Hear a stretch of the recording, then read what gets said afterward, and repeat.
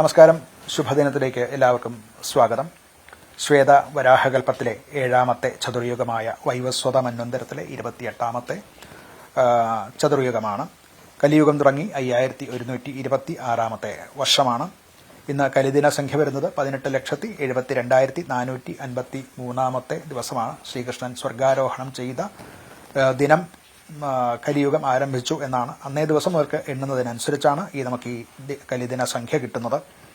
കൊല്ലവർഷക്കണക്കനുസരിച്ച് 1201 ആണ്ട് ചിങ്ങമാസം 15-ാം തീയതിയാണ്. ശകവർഷം 1947 ഭാദ്രപദ മാസം 9-ാം തീയതിയാണ്. ഗ്രിഗോറിയൻ കലണ്ടർ അനുസരിച്ച് 2025 ഓഗസ്റ്റ് മാസം 31-ാം തീയതിയാണ്. ഇത് ശുക്ലപക്ഷമാണ്. അഷ്ടമി തിഥിയാണ്.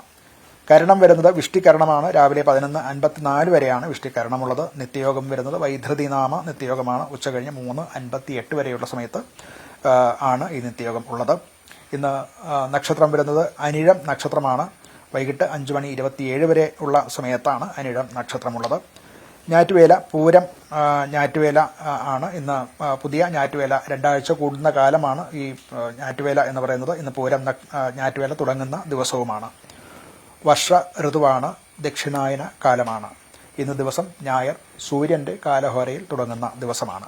ഇന്ന് ഉദയം സംഭവിക്കുന്നത് രാവിലെ 6:18:29 ഉദയം സംഭവിക്കുന്നു. വൈകിട്ട് 6:29:53 അസ്തമയം സംഭവിക്കുന്നു.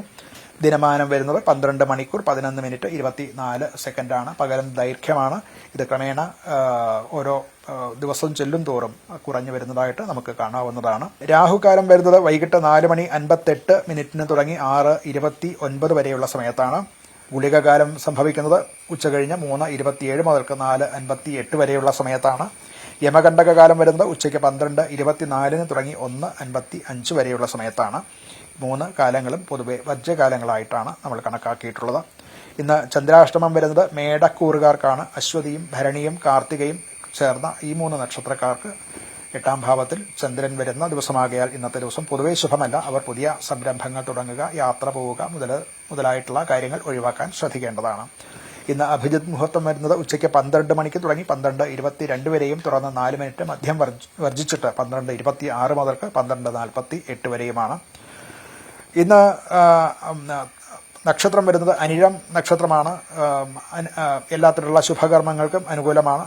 വിവാഹം നടത്തുക, വ്രതാരംഭം, അതുപോലെ യാത്ര, ആഭരണാദികൾ അണിയുക, വാങ്ങിക്കുക, രഥാദി വാഹനങ്ങൾ ഉണ്ടാക്കുക, ഇങ്ങനെയുള്ള എല്ലാ ശുഭകർമ്മങ്ങൾക്കും അനുകൂലമാണ്. എന്നാൽ തിഥി വരുന്നത് അഷ്ടമി തിഥിയാണ്. ശുഭകർമ്മങ്ങൾക്ക് അഷ്ടമി തിഥി പൊതുവെ വർജ്യമാണ്. നൃത്തം, അതുപോലെ യുദ്ധം, അതുപോലെ ശസ്ത്രധാരണം അവ ഉണ്ടാക്കുക, വാസ്തുകർമ്മം, ശില്പകർമ്മം ഇങ്ങനെയുള്ള കാര്യങ്ങൾക്ക് അഷ്ടമി തിഥി അനുകൂലമാണ്. നമസ്കാരം.